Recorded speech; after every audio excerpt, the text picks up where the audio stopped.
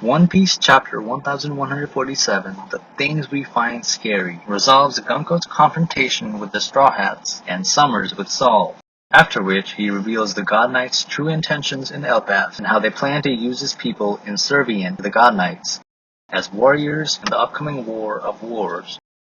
The chapter begins with a flashback to Saul telling Robin and Chopper to hide before Summers attacked him. In the last chapter, we saw the God Knights take down the principal and Jaguar de Saul. He asked Robin and Chopper to help him save the children, but also to remain hidden until Summers was out of their sight. Saul notes that he's seen them before, and that they're immortal and unbeatable, so he wants Robin and Chopper to wait for the right time to emerge and save the kids. Summers asks Gunko if she's done rounding up the Straw Hats, and if they're bringing them back to Mary Jewel. Killingham responds, saying that they're not there to provoke or instigate Luffy, an emperor. They're there to carry out their mission and go home. Killingham doesn't want to deal with the headache that comes from making Luffy angry. It appears even the God Knights don't want to tussle head-on with Luffy. In the next panel, we see Jinbei, Usopp, Nami, and Brook tied up. Even Jinbei couldn't take down Gunko, and he's around commander level, so the God Knights have to be above commanders when it comes to power scaling. Though her ability itself is pretty tough to crack because of how she redirects your attacks away, and her regenerative healing is similar to Marco. So any damage you do to her is irrelevant as she can instantly put herself back together. Personally, I think she's below Admiral level, but above the commanders, not including the right-hand men.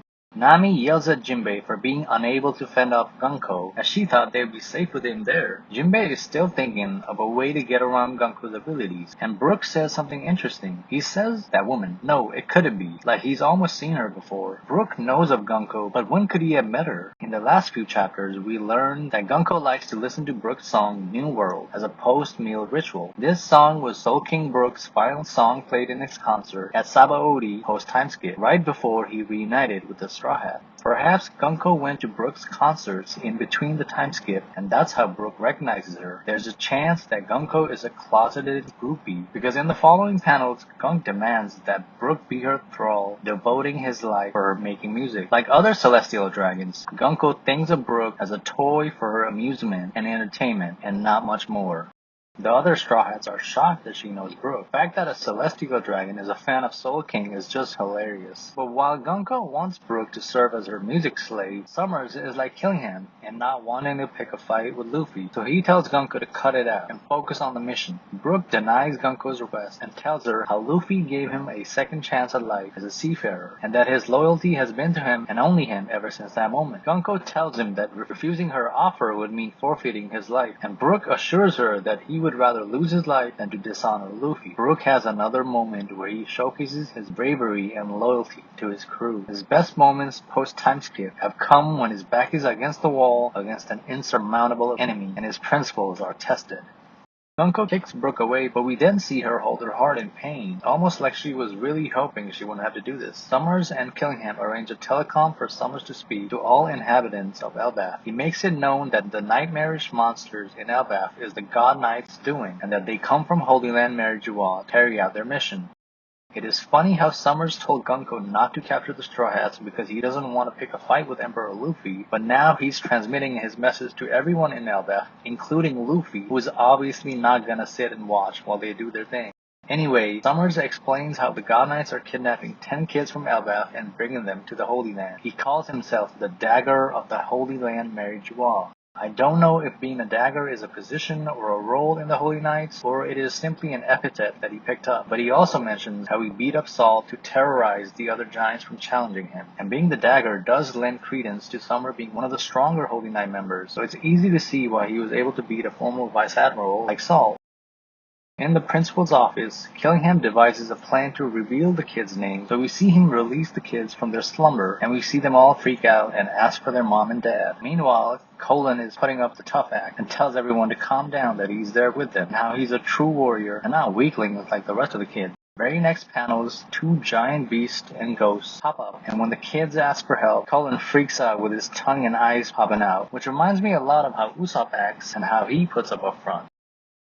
Giant pirate captains Rogi and Dory hear of Saul being taken out, so they prepare to head to where the kids are at to save them. But their ship is attacked by the motherly figments, and you get this funny moment where the giants' wives and mothers are bloodlusted and breaking down the ship while their sons and husbands plead for forgiveness and mercy. There's truly nothing more fearsome in Oda's eyes than an angry mother or an angry wife. So the giant mothers take down the ship, crashes into the ground. So now not only is Saul taken out, but so are the captains temporarily. Summers then addresses Ja Rule because he's now the spokesman after King Harold's death. Summers says how their goal is to make the elbaph giants into thralls and puppets to serve as warriors on the celestial dragon's behalf, and he is using the kid giants as hostages to make sure that they do. Summer lists out the names of the kids to rile the giants up more and let them know how real their threat is. We see all of the kids one by one, and my favorite is Rania by far. She just radiates positive energy, saying how everything will be alright in the end. Oda, please don't let anything happen to Rania. If one of them has to go, don't make it Rania, please.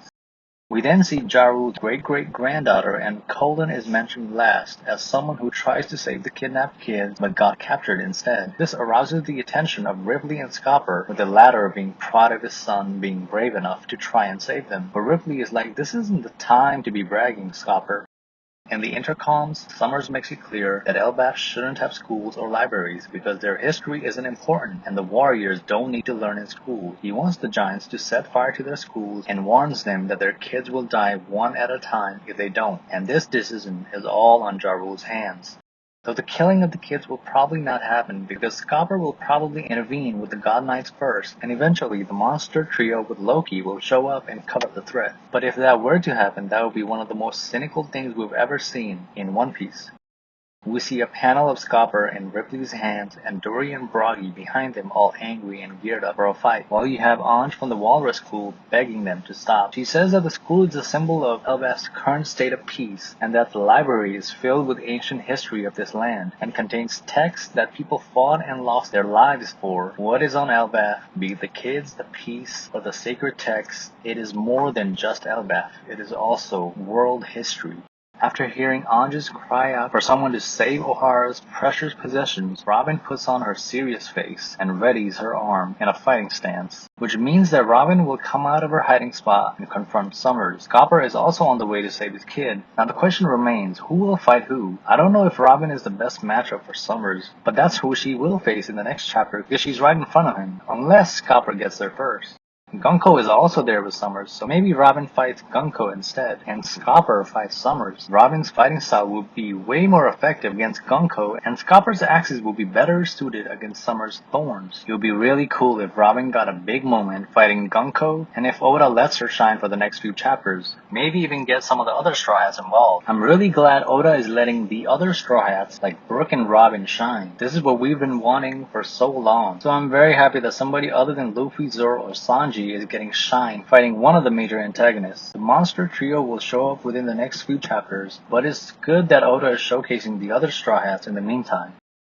The final line of the chapter is Robin and Scopper both saying they won't let the burning of the library happen, and that's how the chapter ends. A solid chapter overall. I liked how we got all the names of the kids and how we were introduced to them and their personalities. And we've been waiting for the last few chapters for Scopper to show up again, so that's exciting.